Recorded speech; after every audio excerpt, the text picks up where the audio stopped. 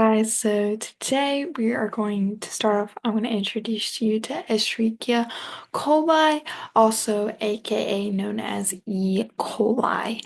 Um, Kind of the definition, it's a rod-shaped bacterium extensively studied due to its role in biotechnology as well as disease kind of application. It's a tool for cloning, protein production, genetic studies, kind of the importance of it.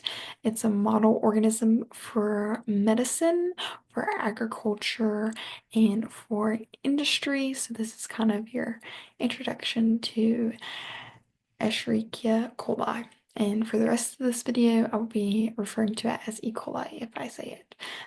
So you know what it is. Anyways, to continue. Next, we're going to talk about its scientific classification. So first we have domain, phylum, class, order, family, genus, species. So for its domain, it's a proteobacteria. For its phylum, for domain, it's a bacteria. For its phylum, it's a proteobacteria. For its class, it's a gamma proteobacteria. For its family, it's an Enterobacteria acea, and for its genus, it's Escherichia, and for its species, it's Escherichia coli. So it's a lot of words thrown in. But anyways, to continue, kind of its structural features that it does of E. coli. So its size, it's 1.5 microns in length and 0.5 microns in width. Shape maintenance, it's kind of a rod Z protein and MREB actin interaction. Its outer membrane components, you have proteins as well as liposaccharides and exopolysaccharides as well. Next, we're going to kind of talk about the morphology and the functionality. So its shapes influence by nutrient transport and cell proliferation. The metabolic processes, it's anaerobic versus aerobic respiration. It kind of depends on the environment itself. And its cytoplasmic pH regulation. So it's 7.4 to 7.9 for survival under varying pH levels.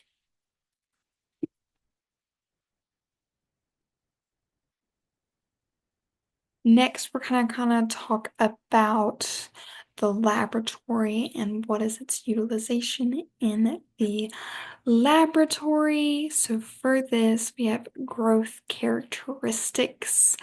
Um, so typically E. coli will thrive in 37 degrees Celsius.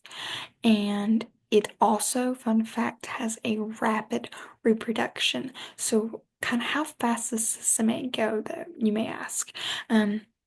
About it doubles about every 20 minutes it's happening, doubling. So this is why it's known for its fast reproduction.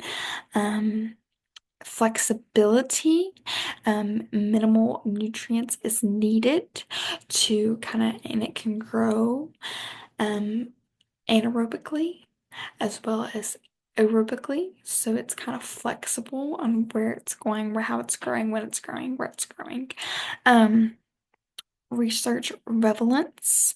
It's kind of ideal, cost effective for research to occur. So that's why this is kind of, you know.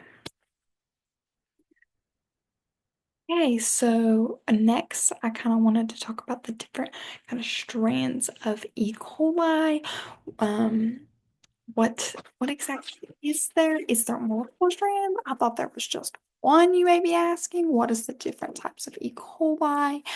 Um, and honestly, before this, I thought the same thing. I thought E. coli was just one single thing, and I didn't think much about there being kind of different strands that come with this. Um, but there is. So we're going to talk about these kind of pathogenic strands that come with E. coli. So first we have the enterotoxigenic. Um, so this is the ETEC, and this is AKA traveler's diarrhea. You may have heard of this. You may have heard this when you've gone on vacation, different areas, gotten on a plane, stopped at several restrooms, different things like that. Next, we're going to talk about your EPEC. This is your enteropathogenic. This is kind of your diarrhea that happens for children. Next, we have your EAEC. This is your enteroaggravative. It's known for its persistent diarrhea that occurs. Next, we have your EIEC. This is your intro-invasive. This is kind of your bloody stools and fever that occurs with this. Next, we have your EHEC, and we have your intrahemorrhagic, which is your kind of toxic, it's toxic producing, and there's severe complications when an individual has this. So again, your ETC, traveler's diarrhea, your EPEC, this is diarrhea in children, your EAEC, which is kind of persistent diarrhea that occurs, your EIEC, this is your kind of bloody stools, and then your EHEC, which is toxin producing, and it has severe complications that occur. All right, next we're going to talk about kind of transmission, kind of what is a common pathway, and who is at risk to get E. coli. Can anybody get E. coli? Is it specific ages? We need to know more about this. So your common pathway, often it's contaminated food and water, as well as if you're in contact with feces that occur. That's on most like travel diarrhea. You're in contact with people, the seat of someone else a lot.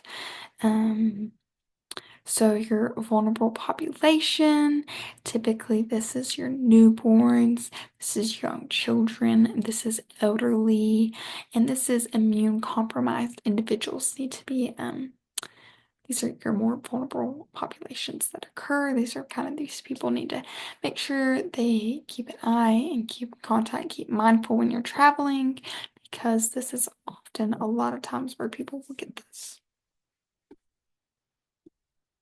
This is your transmission and next, prevention and hygiene. So how do I stop this? How do I stop this throughout my home, throughout my everyday life? Is there a way to stop this? Is there a way to prevent it? Yes. Through hygiene. Honestly, hygiene is one of your most important things. Right here, we have different key measures. I have HSEA. You may be wondering kind of what is HSEA. So if you keep that in your mind, I just want you to think about it. So it stands for hand washing, safe food handling, ensure water, and avoid unpasteurized products. So you need to make sure you are washing your hands. You wash your hands after you use the bathroom. You wash your hands before you touch anything. You wash your hands before you touch food, before you touch your face, before you touch anything. Wash your hands. Next, you're going to kind of safe food handling. You're going to clean, you're going to separate, you're going to cook and you're going to kind of make sure that the food stays chill. So you want to make sure the area you are cooking on is clean before you even start. You want to separate your raw meats from your other, kind of anything else you're cooking for them. You don't want to touch all the things. Make sure it's cooked. Make sure you put your food in the refrigerator. Don't leave it out on the counter. Um, Also, swimming.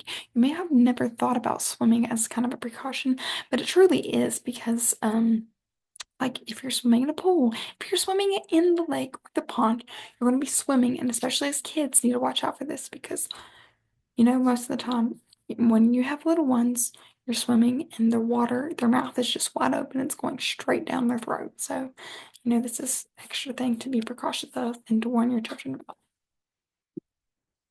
Next, we want kind of the historical background that kind of comes with this. So, discovery, it was isolated by Theodore Estringen in 1885. The nomenclature, it was renamed in honor of Theodore in 1919. The legacy, kind of, it's essential for advances in both microbiology as well as kind of genetics that happen. So next we're going to kind of talk about a case study that I found very interesting to have to deal with E. coli. So this case or this kind of food safety alert happened in 2024 actually, so just this year. It actually happened at McDonald's and it was linked to their quarter pounder. There was 104 cases that happened with this, 34 were hospitalized, and one person died. It affected 14 states in the US, and kind of resolution, a recall was installed for this, and investigation was concluded on December 3rd of 2024. Um, your lesson that was kind of brought here was the importance of food safety vigilance. Next, we have kind of health implications and recovery. Infection impact ranges from mild discomfort to severe complications.